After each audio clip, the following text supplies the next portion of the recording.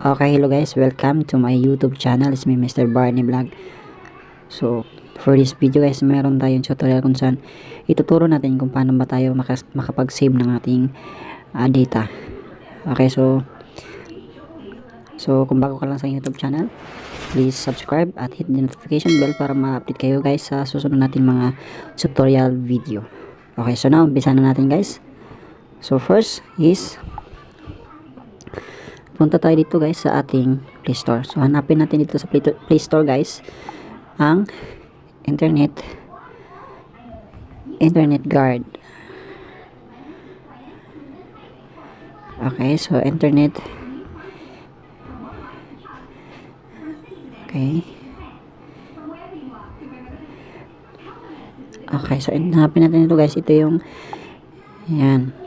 So punta kayo sa Play Store guys, hanapin nyo po yung Internet Data Saver Firewall. So makita natin dito guys. So super legit siya guys kasi yung downloads niya is nasa 1.1 million downloads and 4.3 stars. So makita natin dito yung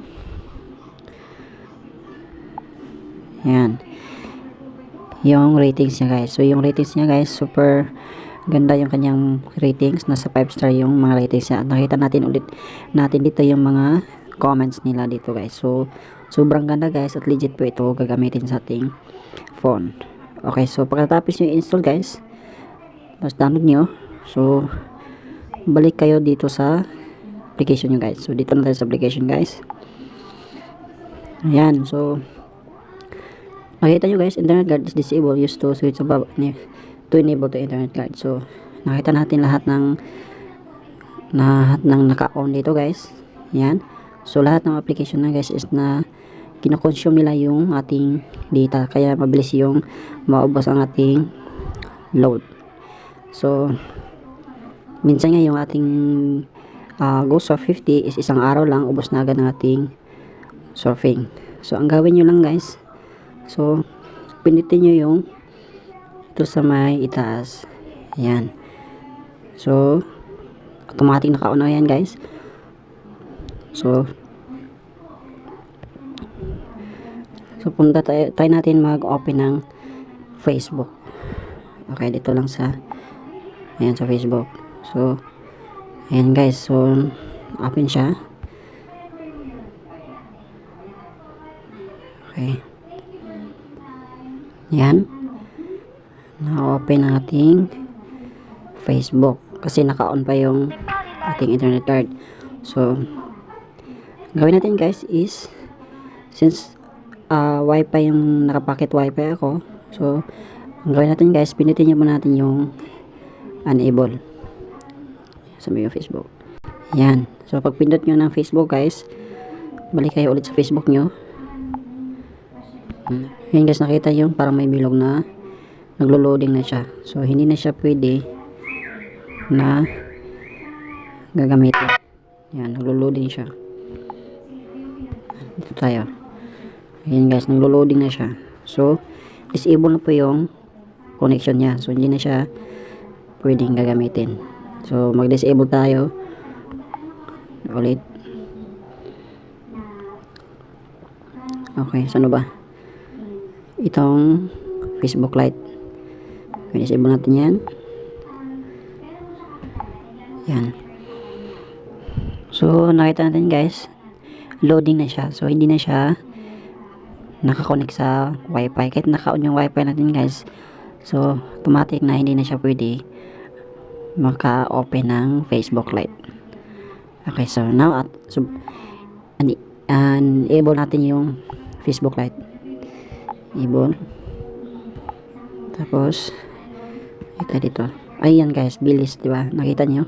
Automatic umu-open na siya agad yung Facebook Lite. So okay. So subukan natin ulit guys. Ito naman yung itong ano ba? Okay. So itong TikTok, ayan. Ito lang yung ano lang, YouTube. Okay, so punta tayo sa YouTube. Ayan. So nakita natin naglo-loading na yung YouTube natin. Disable na yung connection niya. So hindi na yan guys, kahit anong ganyan guys, hindi na masisave na talaga yung data niyo at ma-minimize na yung paggagamit ng inyong data. Okay, so enable natin yung YouTube natin. Okay, tapos ulit natin. So hintayin lang po natin guys. Ayan guys, na open na agad ang ating YouTube. Yan, na open ang ating YouTube. Okay, so ganun lang kasimple guys ang ano guys, paano makasave ng ating data. So disable nyo lang to. So piliin nyo lang yung pwede nyo i-active guys. Yan, disable natin lahat yan guys na hindi naman natin ginagamit para makasave tayo sa ating data. Disable natin lahat yan guys. Kung wifi naman, kung data naman ang ginagamit nyo, so dito naman kayo sa banda. Ayan, since wifi yung ginagamit ko, wifi ang ating i-disable. Okay, so ganun lang kasimple guys. Sana nagustuhan nyo yung video, at sana huwag kalimutang mag-subscribe at hit mo yung notification bell guys para ma-update naman kayo sa sunod natin mga tutorial video. Thank you.